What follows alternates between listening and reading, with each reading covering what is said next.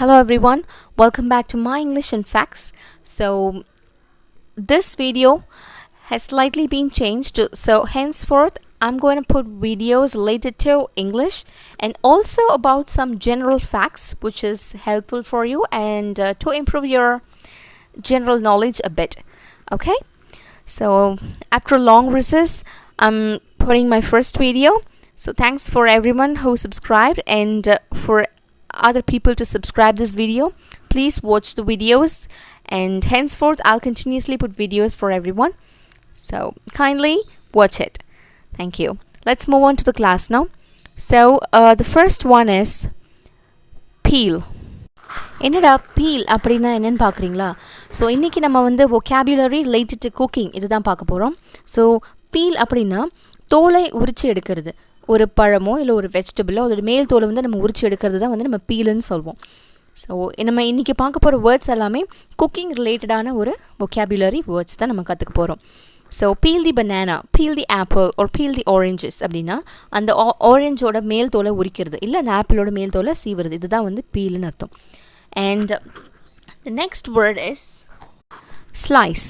So slice அப்படின்னா அதை வந்து அப்படியே துண்டாக்குறது, ஒரு ஒரு ஒரு ஒன்றாவோ இல்லை ஒரு ரெண்டு துண்டாவோ அதை வந்து நம்ம ஸ்லைஸ் பண்ணுறது, கட் பண்ணுறது. ஸோ ஆப்பிளை வந்து ஸ்லைஸ் தி ஆப்பிள் அப்படின்னா அந்த ஆப்பிளை வந்து நம்ம வந்து வீட்டில் கட் பண்ணுவோம் இல்லைங்களா, ஸ்லைஸாக அந்த மாதிரி கட் பண்ணி துண்டாக கட் பண்ணி வைக்கிறது, அதுதான் வந்து ஸ்லைஸ். ஸோ ஸ்லைஸ் தி பனானா அப்படின்னா வாழைப்பழத்தை வந்து ஒரு துண்டாக நம்ம விட்டுறது. ஒரு ஸ்லைஸ் தி cucumber அப்படின்னா வெள்ளரி பழம், வெள்ளரி காய், அதை வந்து நம்ம வந்து ரெண்டு துண்டாக விட்டுறது, இதுதான் வந்து slicing. So slicing is nothing but just making it into cutting it into pieces, அதுதான். நெக்ஸ்ட் வந்து கிரேட். கிரேட் அப்படின்னா துருவுறது, ஒரு துருவல் மாதிரி. இப்போ வந்து நம்ம கிரேட் பண்ணுறதுக்குனே ஒரு எக்விப்மெண்ட் வச்சுருப்போம் கிச்சனில். So carrot, grate the carrot or grate the beetroot or any vegetables அப்படின்னா நம்ம அதை வந்து என்ன பண்ணுவோம்னா அந்த கிரேட்டரில் போட்டு நம்ம வந்து அதை சீவணுன்னா அது துருவல் மாதிரி வரும். ஸோ அதுதான் வந்து கிரேட்டுன்னு அர்த்தம். நெக்ஸ்ட் வந்து என்னென்னா விஸ்க். ஸோ விஸ்க்குங்கிறது நத்திங் பட் நம்ம விஸ்க்குக்கு ஒரு எக்விப்மெண்ட்டே இருக்குது. ஸோ மோஸ்ட்லி ப்ரொஃபஷ்னலாக குக் பண்ணுறவங்க பார்த்தீங்கன்னா இந்த எக்விப்மெண்ட் தான் வச்சுருப்பாங்க கையில். ஸோ விஸ்க் அப்படின்னா என்னென்னா ஒரு fast movement with your hand giving a nice batter. So whisk அப்படின்னு சும்மா நார்மலாக நம்ம வந்து கிண்டுறது அப்படி கிடையாது. விஸ்க்குனா ஒரு பயங்கரமான ஒரு ஃபாஸ்ட் மூமெண்ட்டை வந்து நம்ம ஹேண்டில் கொடுக்கறது. எதுக்குன்னா அந்த ஒரு லிக்விட் ஒரு வந்து கொஞ்சம் ஒரு திக்கான கன்சிஸ்டன்சிக்கு கொண்டு வரதுக்கு நம்ம வேகமாக வந்து இப்போ ஒரு எக்கு வந்து ஃபார் எக்ஸாம்பிள் எக்கு வந்து நம்ம ஒரு பவுலில் போட்டு அதை நம்ம அடிக்கணும் அப்படின்னா நம்ம வேகமாக வந்து நம்ம விஸ்க் பண்ணுவோம். ஸோ அதுதான் வந்து விஸ்க். நெக்ஸ்ட் வந்து boil. So boil is very common, every one says it. ஒன்றுமே இல்லை, அது கொதிக்கிறது. ஓகேவா, தண்ணியோ இல்லை ஒரு மில்க் எனிதிங் அது வந்து கொதிக்க வைக்கிறது தான் பாயில்னு அர்த்தம். Next fry. This is also very common, every one knows it. Fry is nothing but நம்ம வந்து ஒரு ஃபிஷ் ஃப்ரை ஒரு சிக்கன் ஃப்ரை ஒரு எண்ணெயில் போட்டு நம்ம வறுக்கிறது, அதுதான் ஃப்ரைன்னு சொல்வோம். Okay, next is simmer. Simmer அப்படின்னு பார்த்தீங்கன்னா அதுவும் ஒன்றுமே இல்லை, நம்ம வந்து அந்த கேஸ் அந்த ஸ்டவ்வை வந்து ஒரு சிம் மோடில் வச்சு அதை வந்து கொதிக்க வைக்கிறது. அதாவது வந்து அந்த ஃப்ளேமை வந்து நம்ம கம்மியில் வச்சு கொதிக்க வைப்போம் இல்லைங்களா. ஸோ அதுக்கு பேர் தான் வந்து சிம்மர். ஸோ சிம்மர் தி ஸ்டவ் அப்படின்னா சிம்மர் தி மில்க் அப்படின்னா அந்த மில்கை வந்து கம்மி ஃப்ளேமில் வச்சு கொதிக்க வைங்க அப்படிங்கிறது தான் அதோட அர்த்தம். நெக்ஸ்ட் வந்து போச். போச் அப்படின்னா நம்ம வந்து நார்மலாக போச் அப்படிங்கிறது வந்து வேட்டையாடுறத வந்து சொல்லுவாங்க. ஸோ போச் அப்படிங்கிறதுனா நம்ம எதுனா ஒரு மோஸ்ட்லி மீட் அதை வந்து நம்ம துண்டாக வெட்டி அதை வந்து நம்ம வேக வைக்கிறது, ஐ மீன் லைக் அதை வந்து நம்ம சமைக்கிறது, அதுதான் போச்சின்னு சொல்லுவாங்க. நெக்ஸ்ட் வந்து பேக். பேக்குங்கிறது ஒன்றுமே இல்லை, இதுவுமே வந்து ஒரு அவிக்கிறது ஒரு கேக் பேக் பண்ணுறதோ இல்லை வந்து ஏதாவது ஒரு புடிங் பேக் பண்ணுறதோ அதை வந்து நம்ம வந்து ஒரு குக்கரில் வச்சு அவிக்க வைக்கிறது, இதுதான் வந்து பேக்குன்னு சொல்லுவாங்க. So next I'm going to bake a cake அப்படிங்கிறது தான் நார்மலாக நம்ம யூஸ் பண்ணுற ஒரு vocabulary.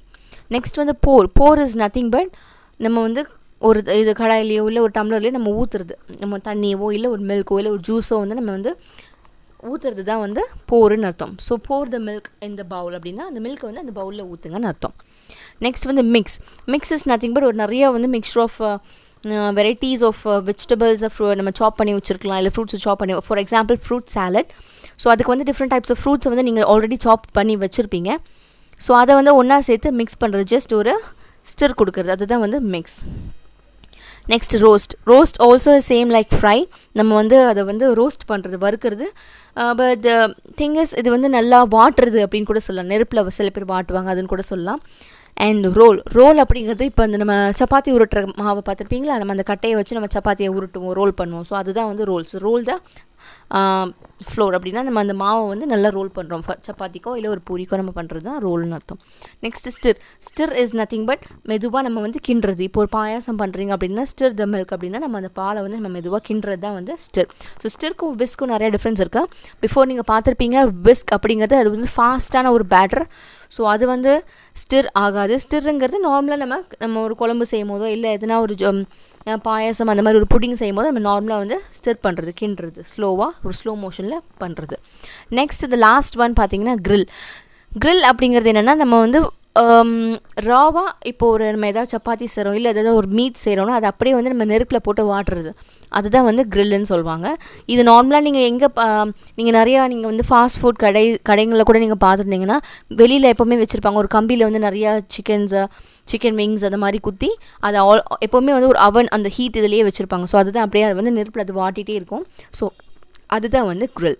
ஸோ இந்த மாதிரி வேர்ட்ஸ் எல்லாமே வந்து நீங்கள் கிச்சனில் யூஸ் பண்ணுற வேர்ட்ஸ். ஸோ இது எல்லாமே ரொம்ப காமன். நீங்கள் கற்றுக்கிட்டிங்கன்னா it will be very useful and helpful. இதை நீங்கள் யூஸ் பண்ணும்போது உங்களுக்கே வந்து ஒரு கான்ஃபிடென்ட் வரும். ஓகே நம்ம நார்மலாக நம்ம என்ன தான் நம்ம ஒரு புக்ஸ்லாம் படிச்சிருப்போம், இங்கிலீஷ்க்கு எப்படி பேசணும் அப்படி பேசணும். But it doesn't matter. So நம்ம நார்மல் இதில் நம்ம என்ன யூஸ் பண்ணுற ஒரு வார்த்தைக்கு நமக்கு இங்கிலீஷில் என்ன நமக்கு தெரிஞ்சிருக்குன்னா அதுதான் ஆக்சுவலாக நீங்கள் லேர்ன் பண்ணியிருக்கிறதுக்கான அர்த்தம்.